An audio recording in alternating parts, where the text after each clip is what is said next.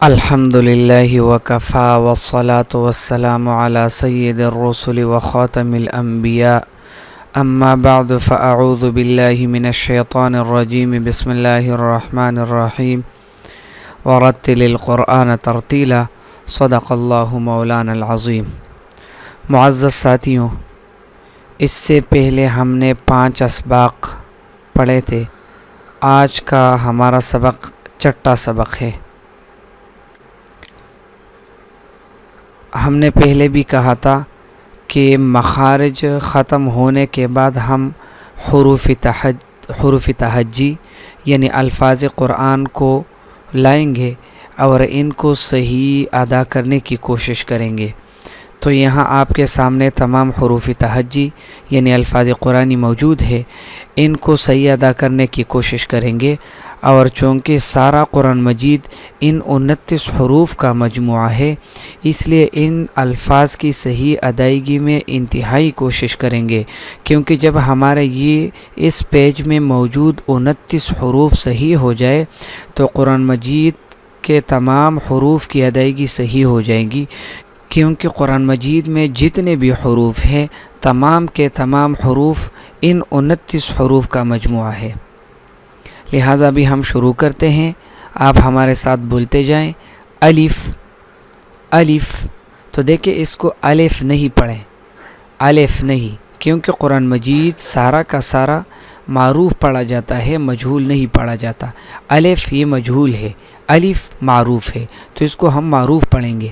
الف الف، با با، تا تا، ثا ثا۔ دیکھیں ہم نے مخارج پڑھے ہیں، اس لیے ان مخارج کو دیکھ کے ہر حرف کی ادائیگی کرنی ہے۔ جیم جیم، ہا ہا، خو خو، تو دیکھیں ہا اس کو باریک پڑھا جاتا ہے اور خا کو پر پڑھا جاتا ہے۔ دوسری بات یہ ہے کہ ہا وسط حلق سے ادا ہوتی ہے اور خا ادنائے حلق سے، تو اس کو بھی ذرا دیکھنا چاہیے، کیونکہ اگر ہم یہ بھی پڑھیں خا اور اس کو بھی خا پڑھیں تو یہ دونوں ایک ہو جائیں گے، حالانکہ ان دونوں کا مخرج الگ الگ ہے، اس لیے اس کو پڑھیں گے ہا ہا، خو خو۔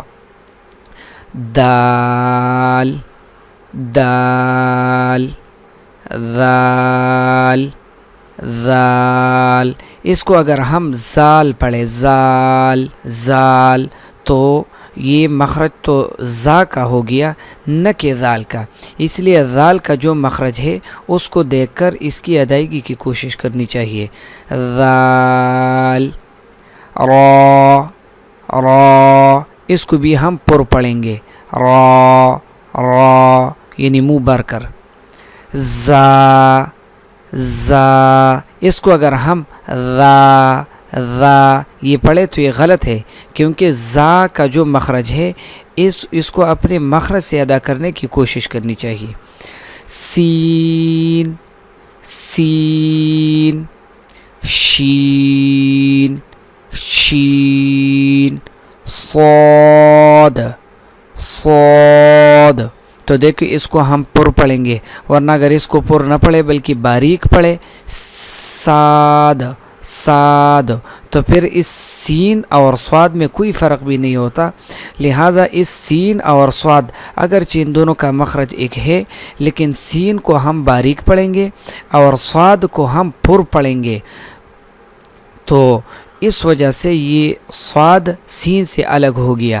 صاد صاد، ضاد ضاد، طا طا طا، تو دیکھیں اس کو ہم پر پڑھیں گے، ورنہ اگر اس کو ہم باریک پڑھیں تا تو اس طا اور تا میں کوئی فرق نہیں رہے گا، اگرچہ ان دونوں کا مخرج ایک ہے، لیکن اس تا کو باریک پڑھا جاتا ہے اور طا کو پر پڑھا جاتا ہے، اس لیے تا طا دونوں الگ الگ ہیں۔ وا وا، تو دیکھیں اس کو بھی ہم پر پڑھیں گے وہ، ورنہ اگر اس کو ہم باریک پڑھیں اس طرح ذا تو پھر یہ وا اور ذال ان دونوں میں کوئی فرق بھی نہیں ہو گیا، بلکہ ان کے فرق کو واضح کرنے کے لیے ضروری ہے کہ ذال کو ہم باریک پڑھیں گے ذال، اور وا کو ہم پر پڑھیں گے وا، عین عین، غین غین، فا قوف قوف، اس کو بھی ہم پر پڑھیں گے کاف کاف، لام لام، میم میم، نون نون۔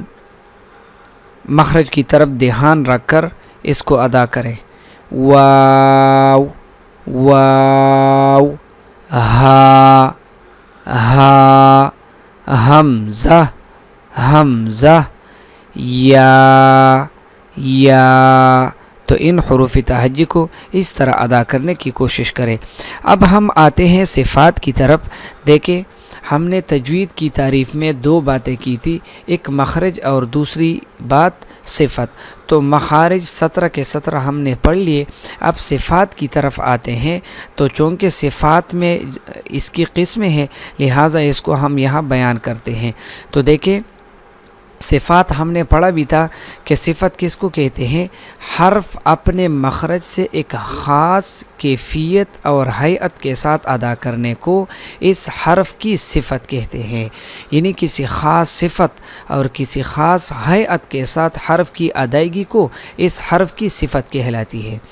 لہٰذا پھر صفت کی دو قسمیں ہیں، صفات لازمہ اور صفات عارضہ۔ صفات لازمہ کس کو کہتے ہیں؟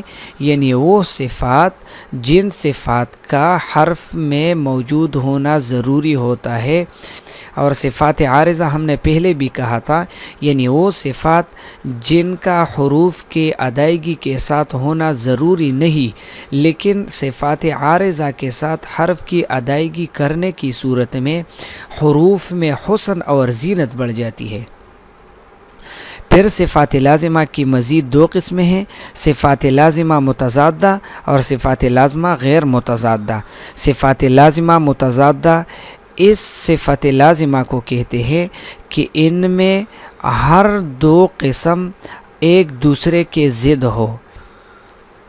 مثلاً حمز اور جہر ہم لیتے ہیں تو دیکھیں جن حروف تہجی کے اندر حمز والی صفت ہو، ان حروف تہجی کے اندر اس کا الٹ جو ہے یعنی جہر اس کے اندر موجود نہیں ہوتا، لہٰذا جن حروف تہجی کے اندر حمز ہے ان میں جہر نہیں، اور جن حروف تہجی کے اندر جہر ہے ان میں حمز نہیں۔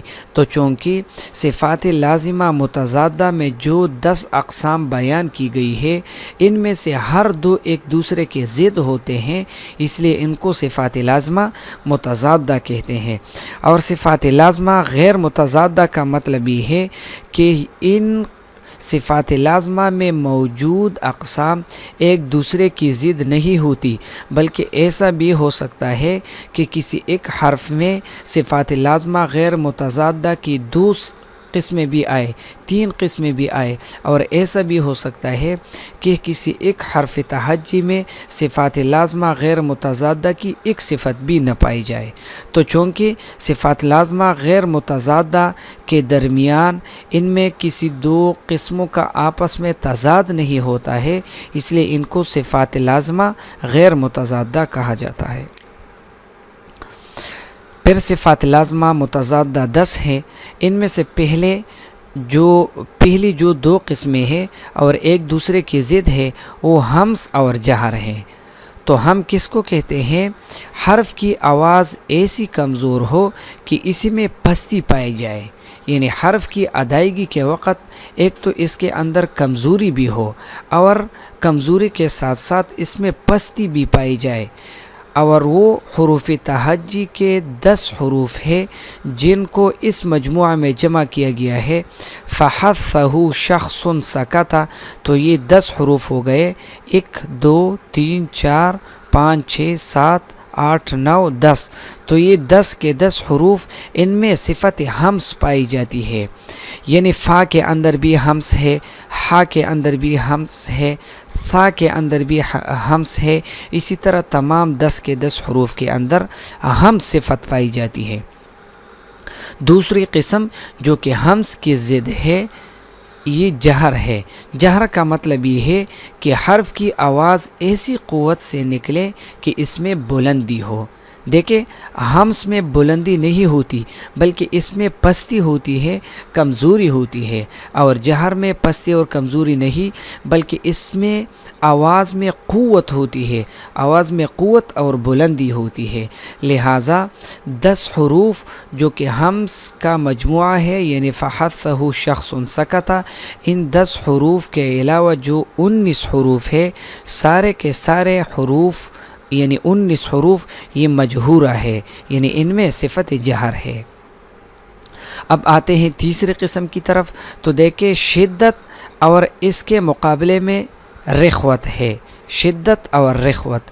تو شدت کا مطلب کیا ہے؟ یعنی حرف کی آواز میں ایسی سختی ہو کہ سکون کی حالت میں آواز بالکل بند ہو جائے. سکون کی حالت میں آواز بالکل بند ہو جائے، ایسی سختی پائی جائے اس حرف میں. اور پھر یہ حروف 8 ہیں جن کو اس مجموعہ میں جمع کیا گیا ہے. اجدو کا قطبت، اجدو کا قطبت، حمزہ جیم دال کاف قاف طا با تا. تو یہ 8 حروف ہو گئے. ان 8 حروف میں صفت شدت پائی جاتی ہے.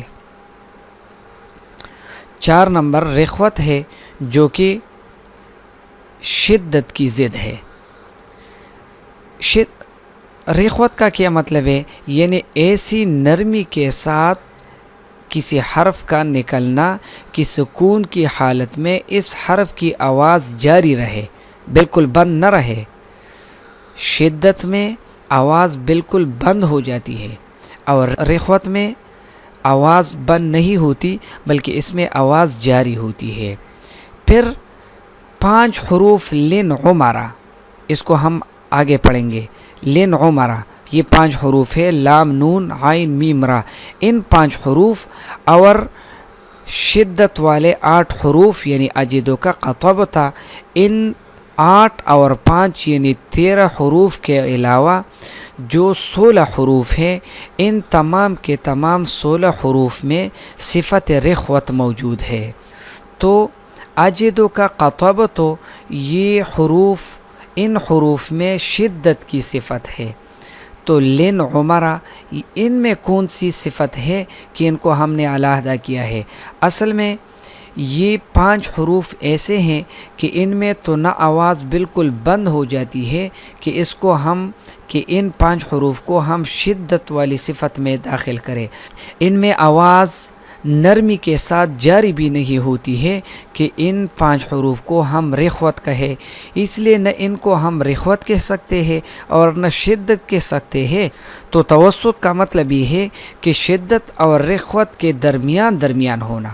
یعنی یہ 5 حروف، ان 5 حروف میں نہ صفت شدت ہے اور نہ صفت رخوت ہے، ان دونوں کے درمیان ہے کہ ان 5 حروف میں توسط کی صفت پائی جاتی ہے. لیکن چونکہ توسط ان 10 قسموں سے علیحدہ کوئی قسم نہیں، اس لیے اس کو ہم نے ان 10 قسموں میں شمار نہیں کیا. اب ہم آتے ہیں 5ویں قسم استعلاء کی طرف. تو استعلاء کا مطلب یہ ہے کہ حرف ادا کرتے وقت زبان کی جڑ اوپر کی تالو کی طرف اٹھنا، اس کو صفت استعلاء کہتے ہیں. یعنی حرف کی ادائیگی کے وقت زبان کی جڑ اوپر کی تالو کی طرف اٹھے. اور یہ حروف کل 7 ہے جن کا مجموعہ ہے خص ضغط قض. خص ضغط قض یعنی خا، صاد، ضاد، غین، طا، قاف، ضا. تو ان 7 حروف کی ادائیگی کے وقت زبان کی جڑ اوپر کی تالو کی طرف اٹھتی ہے، لہٰذا ان 7 حروف میں صفت استعلا پائی جاتی ہے۔ پھر اس استعلا کی ضد استفال ہے۔ استفال اس کا مطلب یہ ہے کہ حروف کی ادائیگی کے وقت زبان کی جڑ اوپر نہ اٹھے، یعنی استعلا میں زبان کی جڑ اوپر کی تالو کی طرف اٹھتی ہے اور استفال میں اوپر کی طرف نہیں اٹھتی، لہٰذا مستعلیہ کے جو 7 حروف ہے یعنی خص ضغط قض، ان کے علاوہ باقی تمام کے تمام حروف تہجی کو حروف مستفلہ کہتے ہیں۔ حروف مستفلہ کا مطلب یہ ہے یعنی وہ حروف جن کے اندر صفت استفال پائی جائے۔ تو ابھی تک ہم نے 6 صفات پڑھی، اگلے لیکچر میں ہم انشاءاللہ باقی صفات کو پڑھیں گے۔ سبحانک اللہم و بحمدک، اشہد ان لا الہ الا انت، استغفرک و اتوب الیک۔ السلام علیکم ورحمۃ اللہ وبرکاتہ۔ کر کے اس کو لائک بھی کیجیے گا اور ثواب دارین کی نیت سے آگے بھی شیئر کیجیے گا۔ جزاکم اللہ۔